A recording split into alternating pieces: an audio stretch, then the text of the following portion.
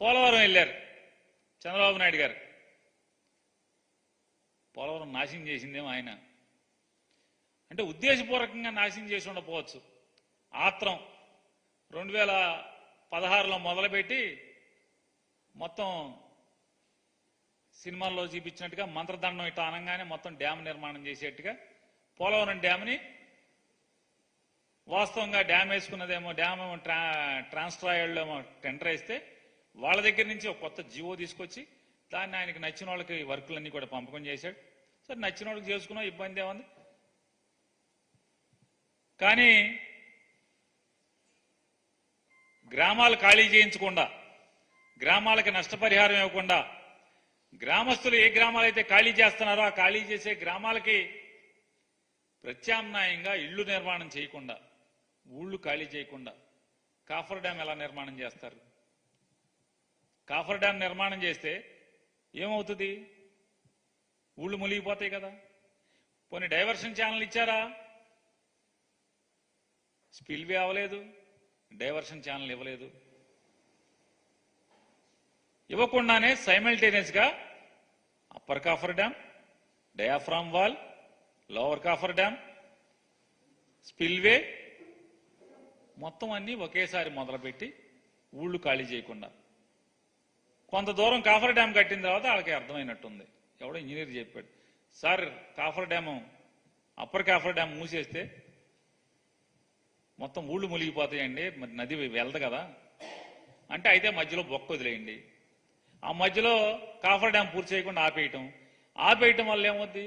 Water దిగదాన్ని velocity, high వెలాసిటీతో కట్టినటువంటి diaphragm wall మొత్తం కొట్టుకుపోయింది. ఎంత లోతు కొట్టుకుపోయిందో తెలియదు. కొత్తది నిర్మాణం చేయాలంటే 800 నుంచి 1200 కోట్లు అవుద్దని జగన్మోహన్ రెడ్డి గారు ఉన్నప్పుడే అంచనాకు రావడం జరిగింది. ఆ డబ్బులు ఎవరు ఇవ్వాలి? కేంద్రం ఇవ్వాలి. అరే బాబు, బీజేపీ నాయకులారా, బీజేపీ ప్రభుత్వం నుంచి పోనీ చంద్రబాబు నాయుడు నిర్వాహకం వల్ల డయాఫ్రామ్ వాల్ కొట్టుకుపోయింది, కింద భూమిలో గోతులు పడిపోయినాయి, కొత్త డయాఫ్రామ్ వాల్ కట్టండి అంటే, లేదు మాకు టెక్నికల్ టీం వచ్చి అది సర్టిఫై చేస్తే కానీ దాని మీద ఏం నిర్ణయం తీసుకోలేము. ఏతావాత చంద్రబాబు నాయుడు, భారతీయ జనతా పార్టీ ప్రభుత్వం కలిసి కదా పోలవరం డ్యామ్ని ఇలా నాశనం చేసి వాళ్ళు ఇట్లా ఈ రకంగా ఇవాళ జగన్మోహన్ రెడ్డి గారు coffer dam, upper coffer dam పూర్తి చేయటమే కాకుండా స్పిల్వే పూర్తి చేసి మొత్తం యాఫ్రాన్స్ అని నిర్మాణం చేసి నీళ్లన్నీ కూడా డైవర్షన్ చేసే పరిస్థితి ఏ స్థితిలో ఎవరికి వచ్చింది? జగన్మోహన్ రెడ్డి గారి ప్రభుత్వంలో కదా. ఆ రోజు నుంచి మోడీ గారి ప్రభుత్వం డయాఫ్రామ్ వాల్ ఏం చేయాలనేది మొన్నటి దాకా ఎన్నికల వరకు కూడా కనీసం చెప్పని పరిస్థితి. వెళ్ళి ఏం చేయాలంటే చంద్రబాబు నాయుడు గారు, ఏమండి పోలవరం ఏంటి, ఎప్పుడు కడితే ఎప్పుడు పూర్తవుద్దండి? ఏమో నాకేం తెలుసు. ఆయన అపర మేధావి, 40 ఏళ్ళ ఇండస్ట్రీ అనుభవకుడు, 72% పోలవరం నేను నిర్మాణం చేసేశాను అని చెప్పేటువంటి ఆయన లెక్క ప్రకారమే 72 చేస్తే మేమేమీ చేయలేదనుకుంటే మరి మిగతా 38% ఎంతసేపు? 2 ఏళ్లలో 78% కట్టినోడివి మిగతా 30% ఎప్పటిలోపు కట్టాలి? పోనీ ఆ 28% ఎప్పటిలోపు కట్టాలి? పోనీ మేము ఒక 8% కట్టామనుకుందాం, నువ్వు చెప్పే లెక్కలు, నువ్వు దొంగ లెక్కల ప్రకారం. మేమైతే డ్యామ్ ఏమన్నా కడితే మేమే కట్టాం. స్పిల్వే పూర్తిగా పునాదులు ఆపు చెప్తే స్పిల్వే పూర్తి చేసింది మేము, నీళ్లు డైవర్షన్ చేసింది మేము, కాఫర్ డ్యామ్ కంప్లీట్ చేసింది మేము. ఇవాళ ఎప్పుడు పూర్తి చేస్తామో తెలియదు. పోలవరం ఎప్పుడు పూర్తవుద్దో నాకే తెలియదు. చంద్రబాబు నాయుడు గారు ఒకసారి ఆయన ముందేం మాట్లాడాడు, వెనకేం మాట్లాడాడు ఒకసారి చూద్దాం. తల్లికి వందనం లాస్ట్ పెట్టి మళ్ళీ చెప్తున్నా, నాణ్యమైన కరెంటు రావాలంటే, కరెంటు రేట్లు పెరగకుండా ఉండాలంటే తెలుగుదేశం జనసేన రావాలి. టారిఫ్స్ పెంచకుండా నాణ్యమైన విద్యుత్ అందజేస్తా ఉన్నారు. అట్లాగే లాసెస్ చెప్పాలి కదా, ఇప్పుడు చెప్పాను నేను. నువ్వు చెప్తున్నావు నాకు, నేను ఉండే వాస్తవ పరిస్థితి కాదు సార్. అతనేవాడు ముందేం చెప్పాడు? జగన్మోహన్ రెడ్డి గారు ఉన్నప్పుడు ట్రూ అప్ ఛార్జెస్ వేస్తున్నారు, జనసేన తెలుగుదేశం పార్టీ ప్రభుత్వం ఎందుకు రావాలి? కరెంటు ఛార్జీలు పెంచకుండా ఉంటాకి రావాలని చెప్పి మాట్లాడావు ఎన్నికల ముందు. ఇప్పుడేమంటున్నావు? నేను చెప్పానా అంటున్నాడు విలేకరుని. ఈ నెల బిల్లులో ట్రూఅప్ ఛార్జెస్ వచ్చినాయా రాలేదా? ఎందుకు వచ్చినాయి? చంద్రబాబు నాయుడు గారు మీరు పెద్ద పనోడు కదా, మీరు పవన్ కళ్యాణ్ గారు ఇద్దరు కలిసి పెంచి పనోళ్ళు కదా, కరెంటు ఛార్జీలు పెంచమన్నారు కదా. మరి జగన్మోహన్ రెడ్డి గారి ప్రభుత్వం ఉన్నప్పుడు ఏ రకంగా కరెంటు బిల్లులు వచ్చినాయో ఇవాళ కూడా కరెంటు బిల్లులు అదే కరెంటు బిల్లులు ఎందుకు వస్తున్నాయి?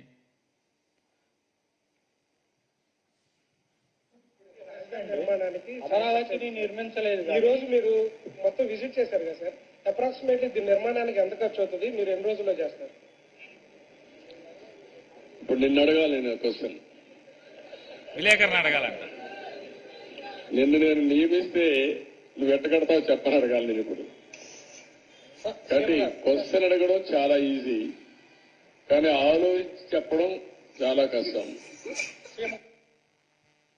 క్వశ్చన్ అడగడం చాలా ఈజీ, సమాధానం చెప్పడం చాలా కష్టం. నేను ముఖ్యమంత్రిని చేయాలన్నాడు, వెంటనే లేచి నువ్వు రిజైన్ చేసి నేను ప్రమాణ స్వీకారం చేసి నేను చెప్తాను ఎప్పుడు అంటే ఆ విలేకరు సరిపోయేది, మనోడికి తేడ తీరిపోయేది చంద్రబాబు నాయుడు గారికి. తల్లికి వందనం గురించి ఎన్నికల ముందు మంచి మంచి పనుడు ఒక ఆయన ఉన్నాడు. పథకాలన్నీ కూడా మీరు పథకం చూస్తున్నారా? పాంప్లెట్ చూసారా? ఎక్స్ప్లెయిన్ చేశారా? మీకు ఎంత వస్తుంది? నెలకి 1500, సంవత్సరానికి 18,000. ఈ అబ్బాయికి 15,000, ఆ పాపకి, ఈ పాపకి 15,000, ఈ పాపకి, ఆ బాబుకి 15,000, ఈ బాబుకి. పిల్లలకి అంటే అట్లా చదువుకునే వాళ్ళందరికీ ఎదుగు చిట్టికి కూడా 15,000 వస్తుంది ఇంకో సంవత్సరం. మీకు 18,000 వస్తుంది, మీకు 18,000 వస్తుంది. ఏమ్మా హ్యాపీ కదా? ఏమ్మా పింఛన్ ఎవరన్నా మన పెద్దోళ్ళు ఉంటే 4,000 పింఛన్ వస్తుంది, వికలాంగులు ఉంటే 6,000 వస్తుంది.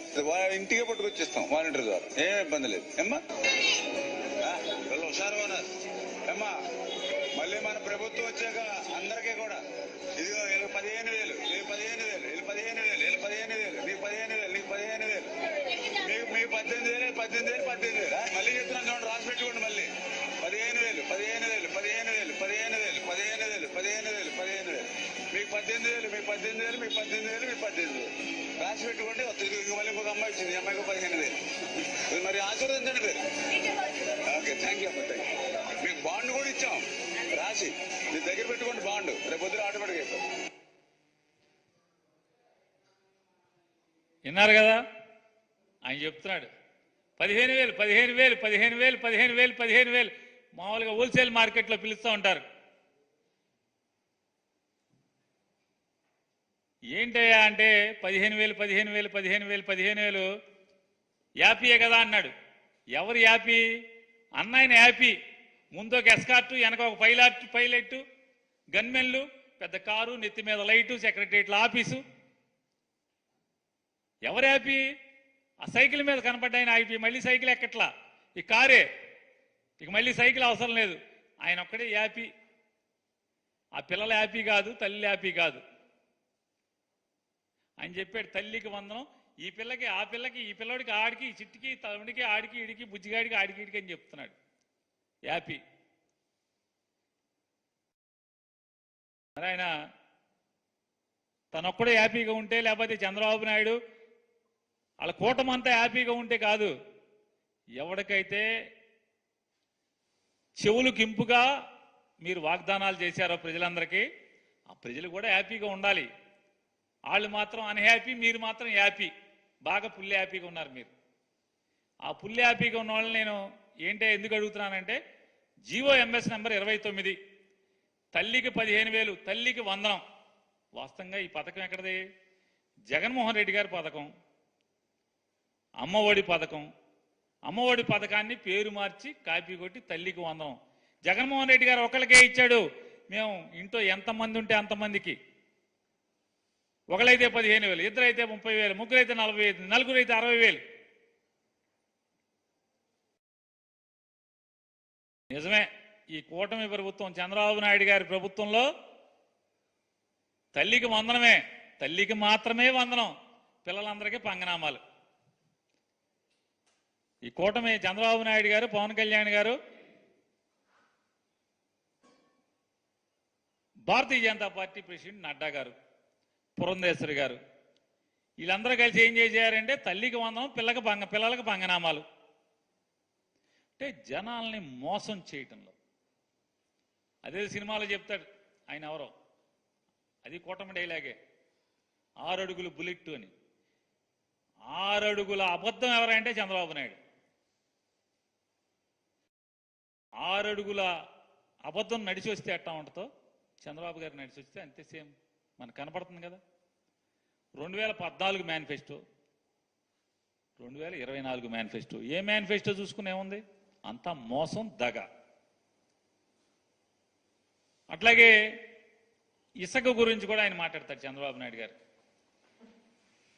ఆయన చెప్పా ఉచిత ఇసుక ఇస్తాను, ఇచ్చాం. ఇప్పుడు దాన్ని కూడా కొంతమంది విమర్శిస్తున్నారు. అంటే ఎట్లా మాట్లాడుతున్నారంటే ఉచిత ఇసుక అంటే మేము ఇసుక ఇంట్లో ఇస్తామని చెప్పామని మాట్లాడతారు. లేకుంటే నేనే మళ్ళీ ఇల్లు కూడా కట్టిస్తాను, లేకుంటే వాళ్ళ ఇంట్లో కూడా పొలాన్ని నేను పని చేస్తాను అని చెప్తారు. ఏం చెప్పమంటారు వాళ్ళని? ఇది రాజకీయం, ఇది రాజకీయం. చంద్రబాబు నాయుడు గారికి అధికారం లేనప్పుడేమో అసలు వినమ్రత, వినయం, ప్రేమ, ఆప్యాయతలు ప్రజల మీద విపరీతంగా కొట్టుకొచ్చి కనపడతాయి. కురిపించేస్తాడు, అసలు మామూలుగా ముంచేస్తాడు. అధికారం రాగానే ఈ రకమైనటువంటి బలుపు మాటలు ఎక్సెక్కాలి, ఈ రకమైనటువంటి ఈసడింపు మాటలు. ఉచిత ఇసుక అంటే దాని అర్థం ఏంటి? నదికెళ్ళి ఎవరు కావాలంటే వాళ్ళు ఉచితంగా పట్టుకుపోవాలి, అంతే కదా. ఫ్రీగా ఇవ్వాలి కదా. ఆ ట్రాన్స్పోర్ట్ ఆడు ఏం తెచ్చుకుంటే దాంట్లో పట్టుకుపోతాడు. మరి ఫ్రీ అంటే ఏంటి? ఈ ఆంధ్రప్రదేశ్ రాష్ట్రం యొక్క మైనింగ్ శాఖ మంత్రి నోటి ద్వారా వచ్చిన మాట 290 టన్నుకి 290 నుంచి 1330 రూపాయల వరకు ఒక్కొక్క రీచ్ని బట్టి మేము రేటు పెట్టాం. ఉచితం, ఉచితం అంటారు, డబ్బులు కట్టమంటారు. అంత క్రితం కూడా ఎమ్మెల్యేలు దోచుకున్నారు. మళ్ళీ దోపిడీకి ముందు తెరదీసేటువంటి కార్యక్రమం ఈ ఉచితం అనే కార్యక్రమం పెట్టి, ఉచిత ఇసుక వీళ్ళు తంతు ఎట్టా ఉంటుందంటే నేతి బీరకాయలో నెయ్యి ఉండదు. చంద్రబాబు నాయుడు గారి మాటల్లో నిజాయితీ కూడిన మాటలు అని చెప్తాడు ఆయన, నీతి ఉండదు. వీళ్ళ ఉచిత ఇసుకలో ఉచితం ఉండదు, వీళ్ళ ఫ్రీ ఇసుకలో ఫ్రీ ఉండదు, డబ్బులు కట్టాలి.